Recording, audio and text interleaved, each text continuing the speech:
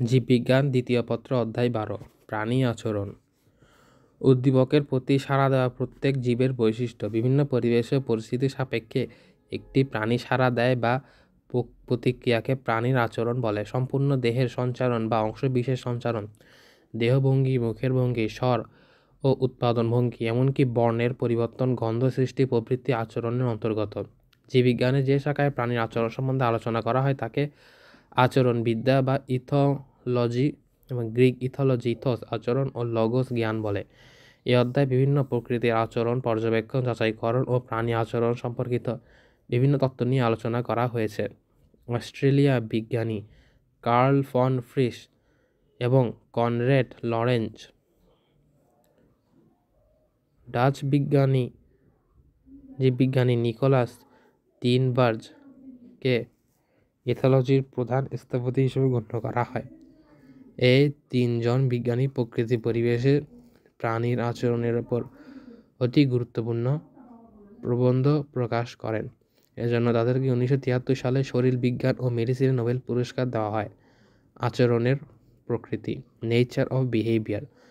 জীব উদ্দীপনায় সাড়া দেওয়ার প্রেক্ষিতে কোনো আচরণগত সাড়াব্যাপ্তি ও প্রকৃতির পরিবর্তন ঘটে। নির্দিষ্ট প্রাণীতে সকল উদ্দীপনা একই সময় সাড়া ফেলতে পারে না। শুধু পারিপার্শ্বিকের অবস্থাই নয়, সাড়াদানে পার্থক্যের বিষয় বহিস্থ অন্তস্থ উদ্দীপনার কারণে ঘটতে পারে। যেমন একটি ক্ষুধার্ত প্রাণীর সামনে পেট ভর্তি খাবার যে প্রেরণা সৃষ্টি করবে তা ভরা পেটের প্রাণীর করবে না। একটি প্রাণী যদি একদিকে প্রচণ্ড ক্ষুধার্ত থাকে, অন্যদিকে শিকারী প্রাণী ধাওয়া দৌড়ের ওপর থাকে, তখন যদি লোভনীয় খাবার তার মুখের সামনে বাড়িয়ে দেওয়া হয় তখন আচরণ হবে ভিন্ন। বিপদ না যাওয়া পর্যন্ত পলায়ন পর প্রাণী কিছুই খাবে না। এভাবে কোনো আচরণগত সাড়া প্রাপ্তি ও প্রকৃতির বিবর্তন ঘটানোর পিছনে বিভিন্ন উদ্দীপনা সম্মেলন কাজ করে। বিভিন্ন উদ্দীপনা এই সম্মেলনটি মোটিভেশন বা প্রেরণা হিসেবে পরিচিত। কিছু প্রাণীর জননগত ও আচরণগত মোটিভেশন উদ্দীপনা জড়িত থাকে।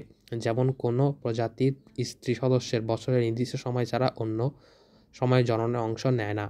এই সময়কালটি প্রাণীর দেহের রজচক্র বা এস্ট্রাস চক্রের সঙ্গে জড়িত, যখন নিষেক গর্ভধারণ সন্তান জন্মদান ওই জীবের জন্য নিরাপদ ও অনুকূল। এই আচরণগত বৈশিষ্ট্য হচ্ছে জৈবিক ছন্দ। অনেক প্রজাতির স্ত্রী ও পুরুষ সদস্যের এ ছন্দ বা মোটিভেশন মিলে যায়, অন্য ক্ষেত্রে একটি মাত্র মোটিভেশনের প্রয়োজন হয়। প্রাইমেট জাতীয় অনেক স্ত্রী সদস্যের যৌনাঙ্গের রং ও স্ফীতি এস্ট্রাস চক্রকে প্রকাশ করে। পুরুষ সদস্যতে আকৃষ্ট হয়ে জনন সম্পন্ন করে। স্ত্রীর প্রাণীর আচরণের প্রকৃতি সংক্ষেপে নিম্নরূপ। আচরণের দিকে প্রাণীর দ্রুত ও সুবিধাজনক উপায়ে তার পরিবেশ প্রকৃতি সাড়া দেয়। জিন ও পরিবেশের ওপর সাহায্যে প্রাণীর আচরণ প্রভাবিত হয়। প্রাণীর আচরণ প্রজাতি নির্দিষ্ট। একটি নির্দিষ্ট উদ্দীপকের প্রতি সাড়াদানে বিভিন্ন প্রাণী প্রজাতির মধ্যে বিভিন্নতা দেখা যায়।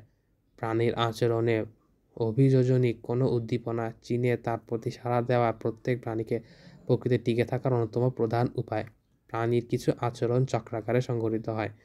একটি দৈনিক, মানসিক, ঋতুভিত্তিক বা বর্ষভিত্তিক হতে পারে। জীবের প্রত্যাহিক চক্রে দৈনন্দিন ছন্দময়তা, যাকে বলে, একটি জৈবিক ঘড়ি দিয়ে নিয়ন্ত্রিত হয়। প্রাণীর আচরণের সহজাত ও শিখন উভয় ধরনের উপাদানই থাকে। প্রাণীর আচরণ উদ্দীপক নির্ভর। নির্দিষ্ট উদ্দীপকের প্রতি সাড়া দিয়ে প্রাণীরা নির্দিষ্ট আচরণ প্রদর্শন করে। প্রাণীর আচরণ সাধারণত মোটিভেশন বা পেশনাজাত। পেশনা হচ্ছে প্রয়োজন বা অভাববোধ থেকে সৃষ্ট উদ্দেশ্যমূলক কর্মমুখী প্রচেষ্টা। প্রাণীর সব ধরনের আচরণের কিছু মূল অসুবিধা থাকে যা অনেক প্রাণীকে সমাজবদ্ধ কিংবা যুদ্ধবুদ্ধ হতে অনুপ্রাণিত করে। মানুষ ব্যতীত অন্যান্য প্রাণীর আচরণ প্রদর্শনের জন্য জটিল মেধাশক্তির প্রয়োজন হয়। এই বোধশক্তি প্রাণীকে সামাজিক জীবে অভিযোজনের কিছু সুবিধা এনে দেয়। উদ্দীপনা হচ্ছে এমন এক ধরনের সংকেত যা বাণী বহন করে, তাকে শনাক্ত করা যায়। প্রাণীতে আচরণগত পরিবর্তন এ ধরনের সংবেদন সৃষ্টি করে, তাই সাংকেতিক উদ্দীপনা বলে। কোনার্ড ও লরেঞ্জ এর নাম দেন কি স্টিমুলাস। উদ্দীপনা বাহ্যিক অথবা অভ্যন্তরীণ দুটি হতে পারে। যেমন মুঠোফোনটি বেজে উঠলে আমরা শব্দ অথবা কম্পনের মাধ্যমে জানতে পারি এটি বহি উদ্দীপনা। অপরদিকে খিদে পেলে আমাদের দেহে অন্য এক প্রকার উদ্দীপনা সৃষ্টি হয় যা খাদ্য গ্রহণে পরিচিত করে, এটি হচ্ছে অভ্যন্তরীণ উদ্দীপনা। বাহ্যিক উদ্দীপনা আলো, তাপ, গন্ধ, শব্দ ইত্যাদি। একটি বিষয় মনে রাখতে হবে যে সকল প্রাণী একই ধরনের উদ্দীপনা গ্রহণ করে এমন নয়। যেমন মানুষের ক্ষেত্রে দর্শন, শ্রবণ, স্বাদ, গন্ধ, স্পর্শ এই 5 ধরনের উদ্দীপনা সক্রিয় থাকে। অন্য জীবের ক্ষেত্রে এ সকল উদ্দীপনা নাও হতে পারে। উদ্দীপনার আচরণিক পরিবর্তন, behaviour changes due to stimulates.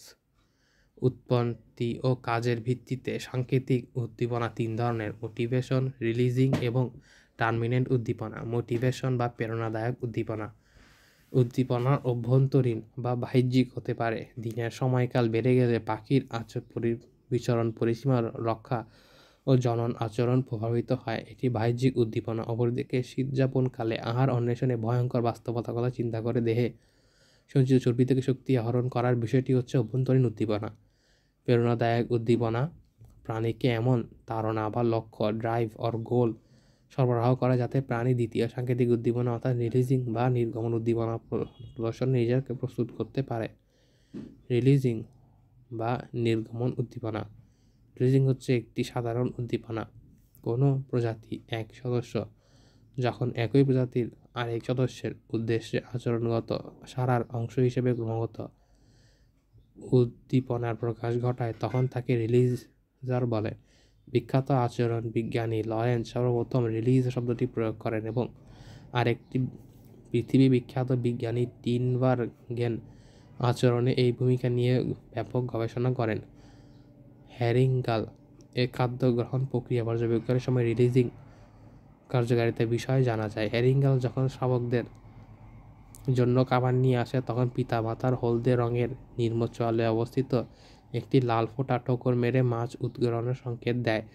উদ্গীরণে দেয়া শাবক হ্যারিঙ্গাল গলগদ্ধ করে। বিজ্ঞানী টেনবার্গ ও পারডেক এই প্রকৃতির রহস্যময় উদ্গীরণ নিয়ন্ত্রিত ও ধারাবাহিক গবেষণা করেন। তারা কাগজের শক্ত কার্ডবোর্ড নিয়ে পূর্ণবয়স্ক হ্যারিঙ্গালের মাথা বানিয়ে তাতে ঠোঁটের মধ্যে কড়া বৈসাদৃশ্য প্রদর্শনকারী রঙের ফোঁটা দেখিয়ে লক্ষ্য করেন ঠোঁটের ফোঁটা খাদ্যের চেয়ে আকুতি জানানোর একমাত্র রিলিজার।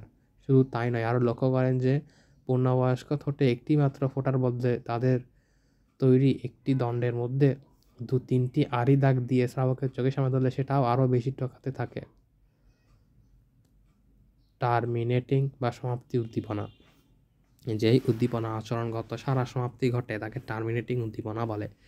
এটি বাহ্যিক বা অভ্যন্তরীণ উদ্দীপনাও হতে পারে। পাখির দৃষ্টি উদ্দীপনা যেটি বাসা নির্মাণ সম্পন্ন করা হয়েছে বলে মনে হয় তখন পাখি বাসা নির্মাণ বন্ধ করে দেয়, এটি হচ্ছে বাহ্যিক টার্মিনেটিং উদ্দীপনা। অন্যদিকে ভরপেট না খাওয়া পর্যন্ত পাকিস্থলে ভর না হওয়া পর্যন্ত খাদ্য চালিয়ে যাওয়া, পাকিস্থলী পূর্ণ হলে খাদ্য পরিণতি হওয়ার খাদ্য বন্ধ হচ্ছে একটি অভ্যন্তরস্থ টার্মিনেটিং উদ্দীপনা।